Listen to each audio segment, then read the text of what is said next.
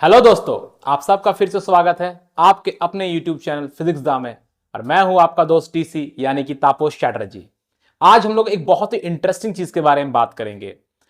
आप जानते हैं, जब हम वोटिंग देने जाते हैं, जब हम अपना वोट कास्ट करने जाते हैं, तो हमारे उंगली पर हमारे इस तरह का एक निशान लगाया जाता है। आप सब ने ये देखा होगा और बहुत लोग इस निशान का इस्तेमाल करते हैं वो फोटो खींचने के लिए, सेल्फी लेने के लिए। और आपको कभी पता है कि ये निशान हमारे वोटर्स के उंगली पर कब से लगाया जा रहा है और ये इंक कौन सी कंपनी बनाती है और इसके पीछे का केमिस्ट्री या साइंस क्या है? तो चलिए ज्यादा इधर उधर की बातें नहीं करते हुए इन सवालों का जवाब ढूंढते हैं और इस वीडियो को स्टार्ट करते हैं।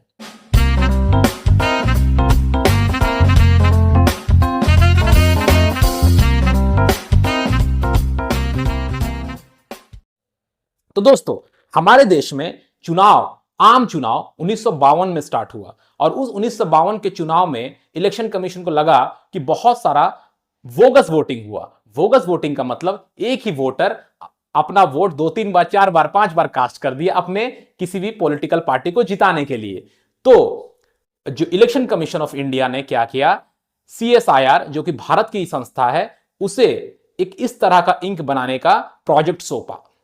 तो फिर CSIR ने इस तरह का एक इंक डेवलप किया और भारत में 1960 में सबसे पहली बार इस स्याही का इस्तेमाल किया गया, जिसे हम लोग इनडेलिबल इंक कहते हैं। इनडेलिबल का मतलब क्या होता है दोस्तों? इनडेलिबल का मतलब होता है जिसे हम लोग डिलीट नहीं कर सके, जिसे हम रब ना कर सके, जिसे हम मिटा ना सके। भारत में 2 कंपनियां आज के डेट में ऐसी है जो इस इनडेलिबल इंक को बना रही है। एक है Mysore paints and varnish limited जो कि कर्नाटका में है और एक है रायडू लैबोरेटरी जो कि तेलंगाना में है। भारत सरकार जो या इलेक्शन कमीशन ऑफ इंडिया आप कह सकते हैं, जो इंक का इस्तेमाल करती है हमारे इलेक्शंस में दौरान, वो Mysore paints and varnish limited से ही खरीदा जाता है। मतलब आप ये कह सकते हैं कि भारत में जो इनडेलिबल इंक या वोटिंग के दौरान यूज की गई स्याही की अगर बात किए तो Mysore paints and wireless limited से खरीद जाती है। तो फिर ये रायडू लेबोरेटरी के इंक का क्या होता है जो लेबोरेटरी इंक बनाती है? तो रायडू लेबोरेटरी जो इंक बनाती है दोस्तों, वो इंक मोस्टली दूसरे देश में इलेक्शंस के दौरान या इलेक्शंस में यूज होने के लिए एक्सपोर्ट किया जाता है, जैसे कि मालदीव्स हो गया, जैसे कि कनाडा हो गया, जैसा कि थाईलैंड हो गया, साउथ अफ्रीका भी हो गया, जिसमें रायडू लेबोरेटरी के द्वारा बनाए गए इंडेलिबल इंक को एक्सपोर्ट किया जाता है। यह था brief history about indelible ink या वोटिंग के दौरान इस्तेमाल होने वाली स्याही की कहानी। बट इसके पीछे केमिस्ट्री क्या है? हमारा चैनल तो साइंस का चैनल है, हम लोग साइंस को समझने की भी कोशिश करते हैं कि इसके पीछे केमिस्ट्री क्या है। तो दोस्तों, ये जो इनडेलिबल इंक है, इसमें जो प्राइम कंपोनेंट है, मेन कंपोनेंट है, वो है सिल्वर नाइट्रेट, जो कि 10 से 18% रहता है, 10 to 18%। अब ये सिल्वर नाइट्रेट 2 मीडियम में हो सकता है, या तो एक्वस मीडियम में होगा, मतलब पानी के माध्यम में, पानी के मीडियम में होगा, या तो अल्कोहलिक मीडियम में होगा। अगर वो अल्कोहलिक मीडियम में होगा दोस्तों ना, तो जैसे ही वोटिंग के दौरान वो स्याही आपके उंगली में लगाया जाए ना, 40 सेकेंड्स के अंदर वो ड्राई हो जाता है, सूख जाता है। बिकॉज आप जानते हैं कि अल्कोहल जो होता है वो वोलाटाइल होता है, तुरंत वो वेपराइज कर जाएगा और वो ड्राई हो जाएगा। ठीक है, अब होता कैसे, वो ब्लैक कैसे दिखने लगता है और वो परमानेंटली डिलीट क्यों नहीं हो पाता है, रब क्यों नहीं हो पाता? हम लोग कितना भी हम कोशिश करते हैं कि रब करें, दोबारा जाके अपना वोट कास्ट करें, ऐसा सोचना भी नहीं चाहिए दोस्तों, बट अगर हम चाहेंगे भी तो नहीं होगा, है ना? तो देखिए, सिल्वर नाइट्रेट जब हमारे स्किन के संपर्क में आता है तो इस स्किन में मौजूद सॉल्ट्स के साथ वो रिएक्ट करता है।